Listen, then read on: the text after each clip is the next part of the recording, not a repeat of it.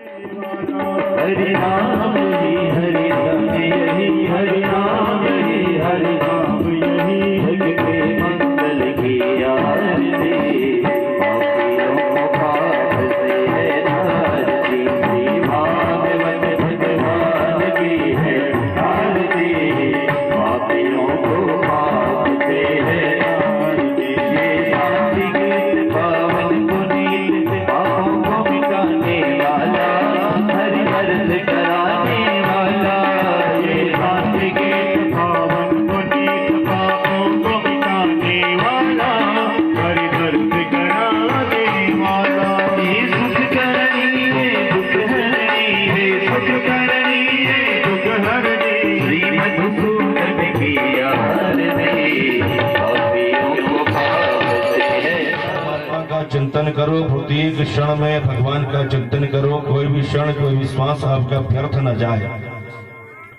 इस प्रकार से आप परमात्मा का चिंतन करोगे और मन को परमात्मा के चरण में लगाओगे तो परमात्मा आपको मुक्ति प्रदान करेगा, परमात्मा आपको भक्ति प्रदान करेगा।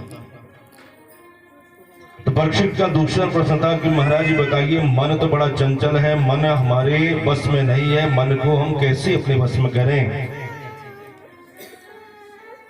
इस मन को अपने बस में करने का क्या साधन है? मन को बस में करने का क्या उपाय है? तो 4 उपाय बताए थे सुखदेव जी ने, जितासनो जित श्वासो जित संगो जितेंद्रिय।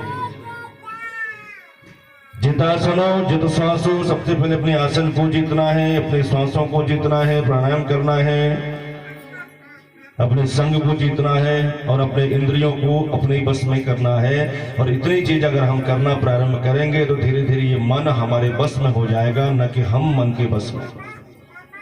इस संसार के समस्त प्राणी मन के बस में हैं, लेकिन परमात्मा को प्राप्त करने के लिए मन को अपने बस में करना पड़ेगा, तब जाकर के हमारी इंद्रियां परमात्मा की तरफ मुड़ेंगी, परमात्मा की ओर झुकेंगी और प्रत्येक कर्म प्रत्येक कार्य हम जो जीवन में करते हैं वो सब परमात्मा को समर्पित हो जाएगा। फिर आगे राजा परीक्षित प्रश्न करते हैं कि महाराज ने कहा कि देखो सुखदेव जी, मैं आपको प्रणाम करता हूं, आपसे प्रश्न करता हूं, सृष्टि को परमात्मा कैसे बनाता है? ये सृष्टि का निर्माण कैसे होता है? और जो उपदेश आप मुझे सुना रहे हैं इसे कहते हैं कि भागवत धर्म। ये भागवत धर्म क्या है? इस भागवत का उपदेश सबसे पहले नारायण ने ब्रह्मा को किया, कैसे किया मुझे बताइए आचार्य सुखदेव, मैं आपसे ये जानना चाहता हूं।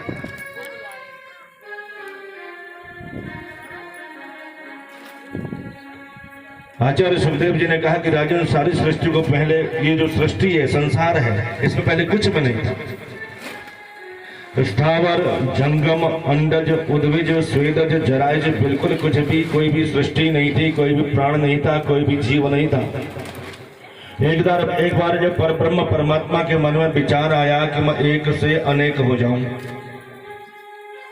परब्रह्म परमात्मा एक था, मन में विचार आया कि मैं एक से अनेक हो जाऊं। परब्रह्म ने सबसे पहले जल का निर्माण किया और उस जल को कहते हैं नार। नार में अपना अयन बनाया, नार में अयन बनाने के कारण उनका नाम पड़ गया नारायण। बोलो नारायण भगवान की।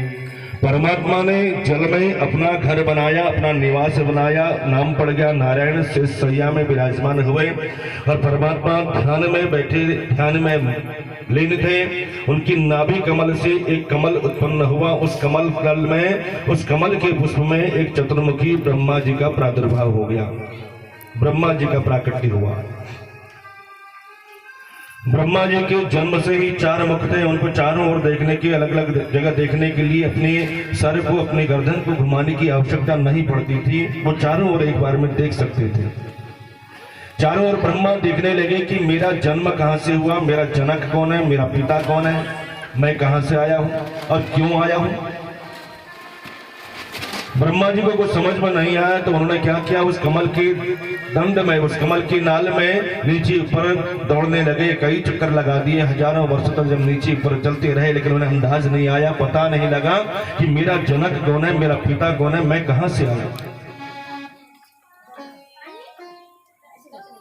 तो अचानक आकाशवाणी हुई, आकाशवाणी में ब्रह्मा जी को सुनाया दिया कि एक शब्द सुना तो, दूसरा सुना पौ, यानी कि तप करो, तप करो, तप करो ब्रह्मा जी, तपस्या करो, तो तुम्हें स्वयं पता लग जाएगा तुम कहां से आए हो, क्यों आए हो, क्या उद्देश्य तुम्हारा है जन्म लेने का।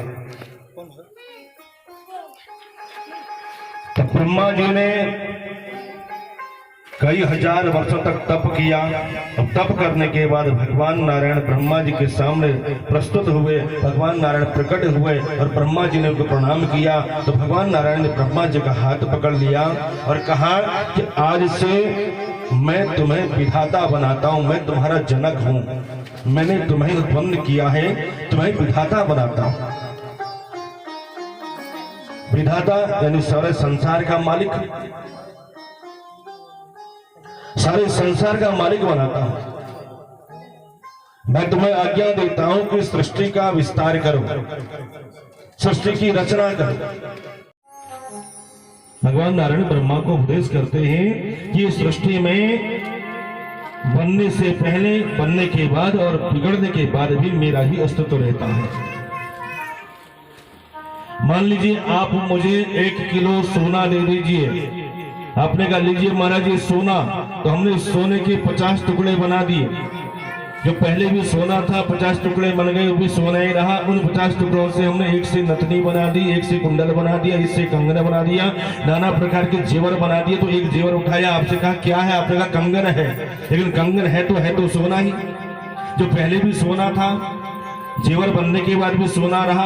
तो कुछ समय बाद हमने कहा इस सोने को आप उठा करके गोखल में डालिए, कूट करके सब मिला दीजिए।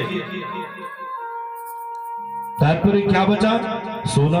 जो पहले भी सोना था, जेवर बनने के बाद भी सोना रहा, उसको बिगाड़ दिया तो भी सोना ही रहा, उसकी कीमत कम नहीं होती है। परमात्मा कहता है उसी प्रकार से मैं भी संसार में व्याप्त रहता हूं। संसार के बनने से, सृष्टि के बनने से पहले, सृष्टि के बनने के बाद और सृष्टि के बिगड़ने के बाद भी मेरी ही सत्ता रहती है और दूसरी कुछ नहीं रहती। इसी प्रकार दुनिया में सबसे पहले नारायण थे, बनने के बाद नारायण रहे और बिगड़ने के बाद भी नारायण ही रहे।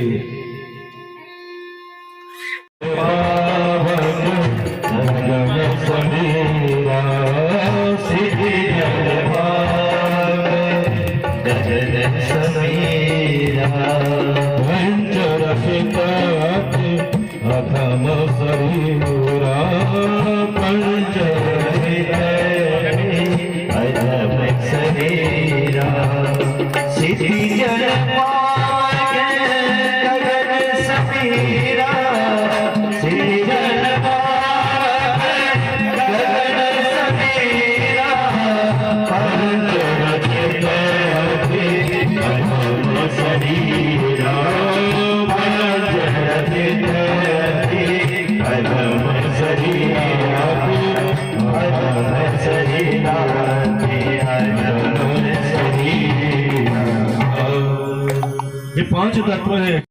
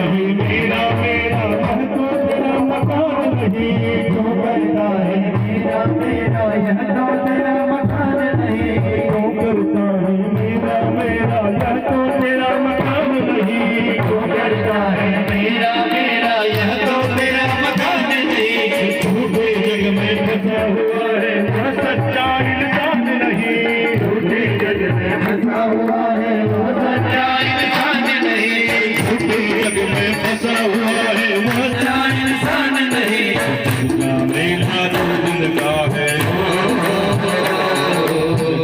मेरा दो दिन का है, अंतम वो भी चला चले, मेरा दो दिन का है, अंतम वो भी चला चले,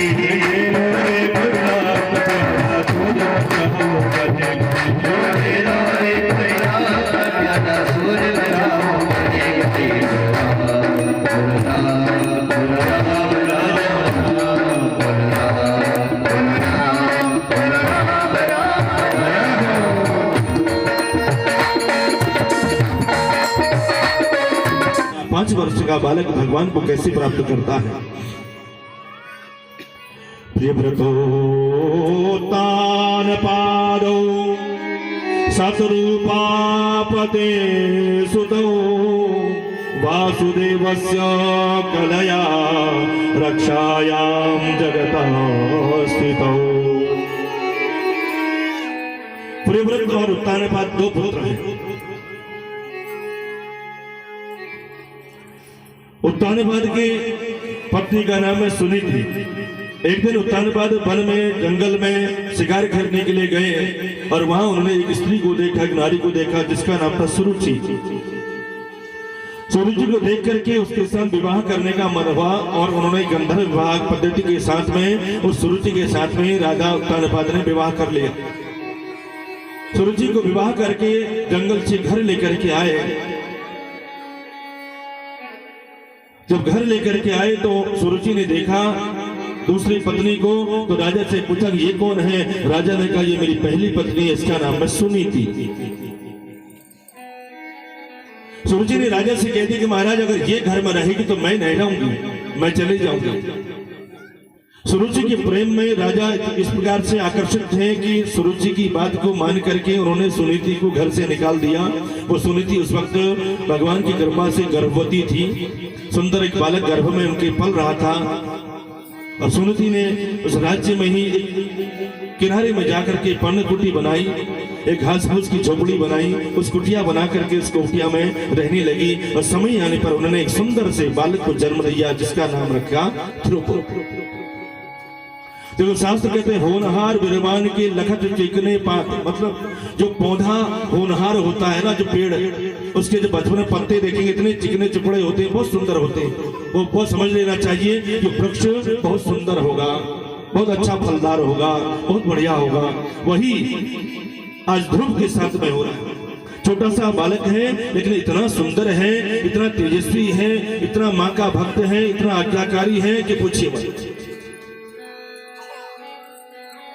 माता सुनीति ने मन में संकल्प ले लिया। बहुत सुंदर, माताओं के लिए विशेष प्रसंग है आज। माता सुनीति ने संकल्प ले लिया मैं अपने बेटे को तेजस्वी बनाऊंगी, अपने बेटे को यशस्वी बनाऊंगी, अपने बेटे को मनस्वी बनाऊंगी और अपने बेटे को तपस्वी बनाऊंगी, भगवान का परम भक्त बनाऊंगी। देखो माँ चाहे तो अपने बेटे को कुछ भी बना सकती है। माता ये मत सोचे कि पिता की कोई जिम्मेदारी नहीं है, पिता की भी अपनी जिम्मेदारी होती है, लेकिन माँ की सबसे पहले जिम्मेदारी होती है अपने संतान को सुधारने में, संतान को आगे बढ़ाने में। सबसे पहले मातृ देवो भव, फिर पितृ देवो भव होता है। माँ चाहे तो अपने बेटे को स्वामी विवेकानंद बना दे, अपने बेटे को रामकृष्ण परमहंस बना दे, अपने बेटे को सुभाष चंद्र बोस बना दे, अपने बेटे को एक IAS बना दे, अपने बेटे को एक संत बना दे, अपने बेटे को महात्मा बना दे, भगवान का भक्त बना दे। ये माँ के हाथ में होता है। सुनीति ने भी संकल्प ले लिया कि वो अपने बेटे को तेजस्वी, मनस्वी, तपस्वी, भगवान का भक्त बनाऊंगी। वेदांत दर्शन में भी लिखा है कि बालक को माँ ही, बालक की माँ सबसे बड़ी गुरु होती है, सबसे पहली और सबसे बड़ी गुरु होती है माँ। माँ चाहे कुछ भी बना दे।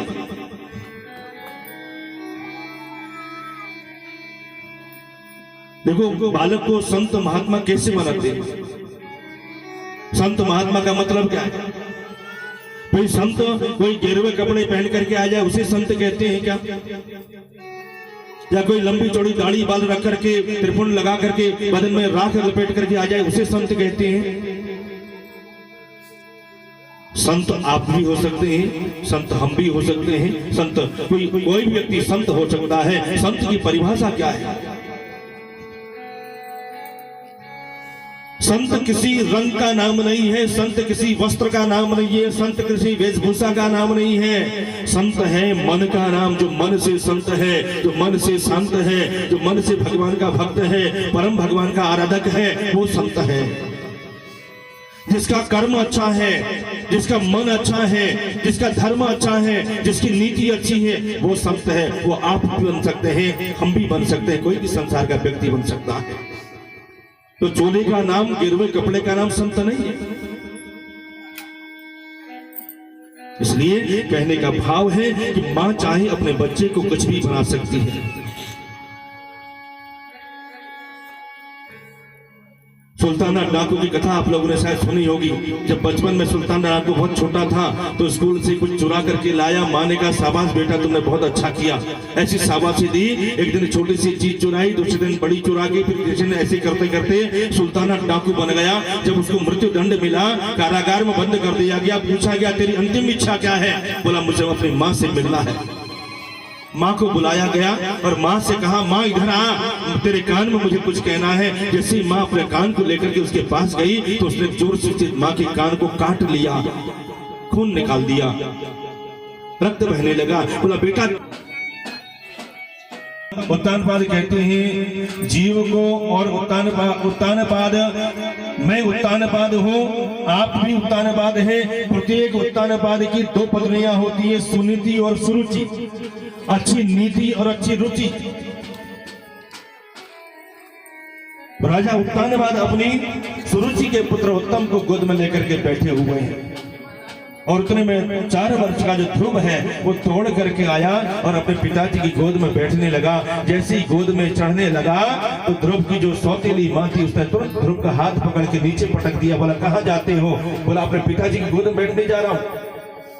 बोला तुम्हें इस पिता की गोद में बैठने का अधिकार नहीं है। सुरुचि ने डांट दिया, अरे ध्रुव तुम्हें अपने पिता की गोद में बैठने का अधिकार नहीं है।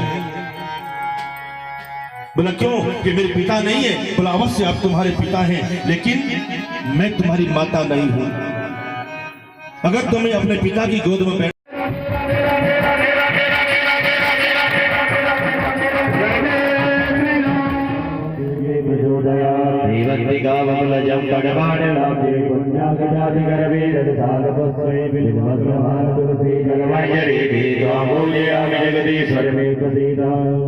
सुगंधि पुष्पाणि जय जगदीश हरे स्वामी जय जगदीश हरे भक्त जनों के संकट वीर जनों के अमर गुण भक्ति बल दूर करे। ओम जय जगदीश हरे